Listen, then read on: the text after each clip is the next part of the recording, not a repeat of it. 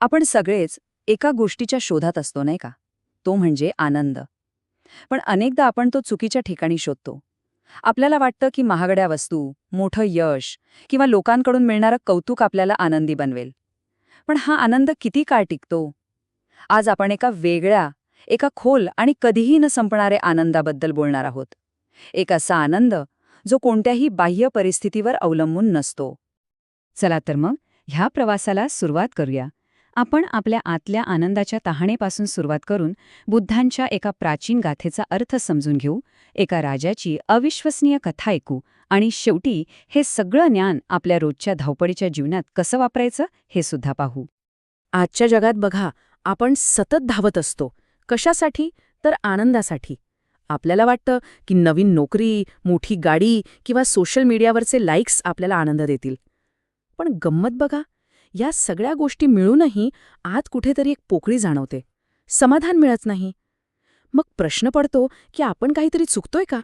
पण खरंच असा काही आनंद आहे का जो या सगळ्यांच्या पलीकडचा आहे? एक असा आनंद जो यश अपयशावर, कौतुक निंदेवर अवलंबून नाही? याचं उत्तर हो आहे. आणि ते शोधण्यासाठी आपल्याला वर्तमानाच्या कोलाहलातून थोडं मागे 2500 वर्षांपूर्वी जावं लागेल. या प्रश्नाचं उत्तर आपल्याला सापडतं धम्मपदाच्या एका शक्तिशाली गाथेत. हे शब्द स्वतः भगवान बुद्धांनी आपल्या मुखातून सांगितले होते, ज्ञानाचा एक असा झरा जो आजही तितकाच ताजा आहे. धम्मपिती सुखम सेती विप्रसन्नेन चेतसा आर्य प्रवदेते धम्मे सदा रमती पंडितो. याचा सोपा अर्थ असा आहे की ज्याचं मन प्रसन्न आणि शांत आहे आणि जो धम्माचा सेवन करतो तो नेहमी सुखाने झोपतो, म्हणजे सुखाने जगतो. असा शहाणा माणूस आर्यांनी सांगितलेल्या धम्मातच खरा आनंद मानतो. ही साधीसुधी ओळ नाही, तर आपल्या आजच्या विवेचनाचा हाच गाभा आहे. यातला पहिला आणि सगळ्यात महत्वाचा शब्द आहे धम्मपिती, म्हणजे धम्म पिणारा. आता पिणे म्हणजे काय? हे असं आहे जसं तहान लागल्यावर आपण पाणी पितो, ते पाणी आपल्या शरीराचा भाग बनतं, आपल्याला ऊर्जा देतं. तसंच धम्म पिणं म्हणजे ती शिकवण फक्त डोक्याने समजून न घेता तिला आपल्या आचरणात आणणं, आपल्या विचारांचा आणि अस्तित्वाचा भाग बनवणं. आणि दुसरा शब्द आहे सुख. हे ते सुख नाही जे चॉकलेट खाल्ल्यावर किंवा एखादी वेब सिरीज बघितल्यावर मिळतं. ते क्षणिक असतं. इथे सुख म्हणजे एक खोल, शांत आणि न ढळणारी मानसिक अवस्था. एक अशी मनःशांती जी कोणत्याही बाह्य परिस्थितीमुळे भंग पावत नाही. ती आतून येते. नुसतं बोलून काय उपयोग, नाही का? चला, एका अशा व्यक्तीची गोष्ट ऐकूया ज्याने हे शब्द खरंच जगून दाखवले. ही गोष्ट आहे राजा महाकप्पिन यांची, ज्यांनी दाखवून दिलं की खरा आनंद काय असतो. ही आहे राजा महाकप्पिंची अविश्वसनीय कहाणी. कुकुटवतीचा एक सामर्थ्यशाली राजा, ज्याने फक्त काही व्यापाऱ्यांच्या तोंडून बुद्धांबद्दल ऐकलं आणि त्याच क्षणी आपलं राज्य, आपलं वैभव, आपलं कुटुंब सगळं काही सोडून त्यांना भेटायला निघाला. हा प्रवास सिंहासनावरून थेट भिक्खूच्या साध्या जीवनाकडे जाणारा होता. त्या क्षणाची कल्पना करून बघा. तळपत्या उन्हात, धुळीने भरलेला रस्ता आणि त्यावर हजारो लोक शांतपणे चालतायत.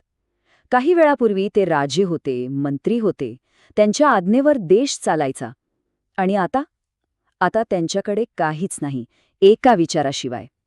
एका सत्याच्या ओढीने त्यांनी आपली ओळख, आपलं भविष्य, सगळं काही पणाला लावलं होतं. हे फक्त बाह्य त्याग नव्हतं, हा त्यांच्या अहंकाराचा त्याग होता. आणि मग चंद्रभागा नदीच्या काठी ती भेट झाली.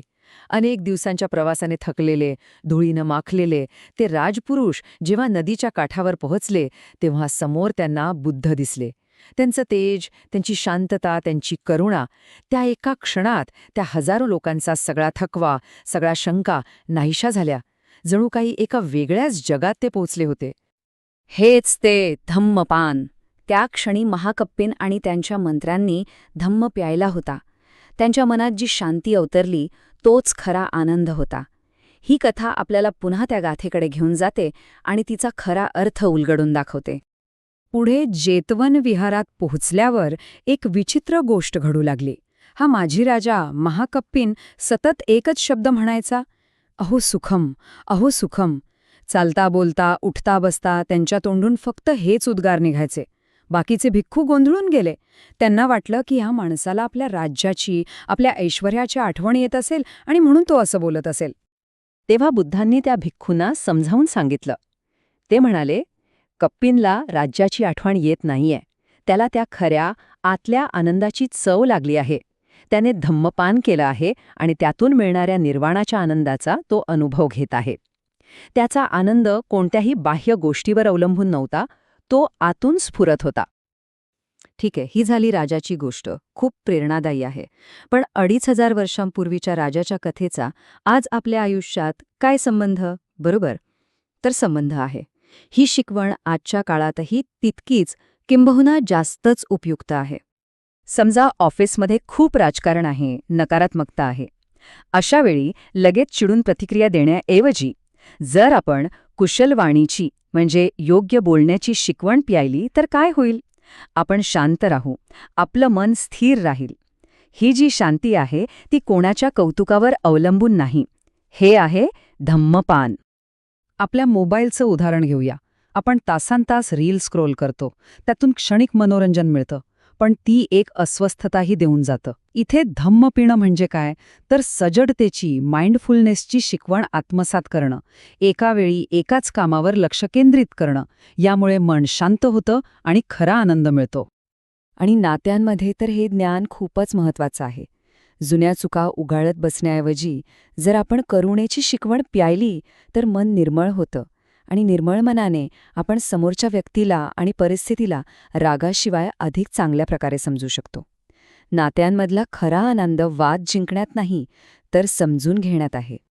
चला, आता हे सगळं ज्ञान प्रत्यक्ष वापरून बघूया. ऐकून तर खूप झालं, आता कृती करण्याची वेळ आहे. एक छोटासा सोपा प्रयोग करूया, जो कोणीही कुठेही करू शकतं. ह्याला म्हणूया अहो सुख. दिवसातली कोणतीही एक छोटी क्रिया निवडा. समजा चहा पिणे. तर चहा पिताना फक्त आणि फक्त चहावर लक्ष द्या. त्याचा रंग, त्याचा सुगंध, कपाचा हाताला होणारा स्पर्श, चहाची चव. आणि चहा पिऊन झाल्यावर फक्त एक क्षण थांबा. एक श्वास घ्या आणि त्या छोट्याशा आनंददायी क्षणाची मनात नोंद घ्या. हाच आहे धम्माचा पहिला घोट. तर या संपूर्ण विवेचनाचं सार हेच आहे की आनंद ही काही बाहेर शोधायची वस्तू नाही. तो कुठल्या तरी दुकानात किंवा यशाच्या शिखरावर मिळत नाही. तो एक दृष्टिकोन आहे, एक मानसिक स्पष्टता आहे. ती आपल्या आतच आहे, फक्त तिला आपल्याला रोजच्या सरावाने विकसित करावं लागतं. राजा महाकप्पींला सत्याची, खऱ्या ज्ञानाची तहान लागली होती आणि त्या तहानेने त्याला राज्याचा त्याग करायला लावला. आपल्याला खऱ्या अर्थाने कशाची तहान आहे? आपण आपल्या आयुष्यात कोणत्या ज्ञानाच्या, कोणत्या अनुभवाच्या शोधात आहोत? या प्रश्नावर नक्की विचार करा.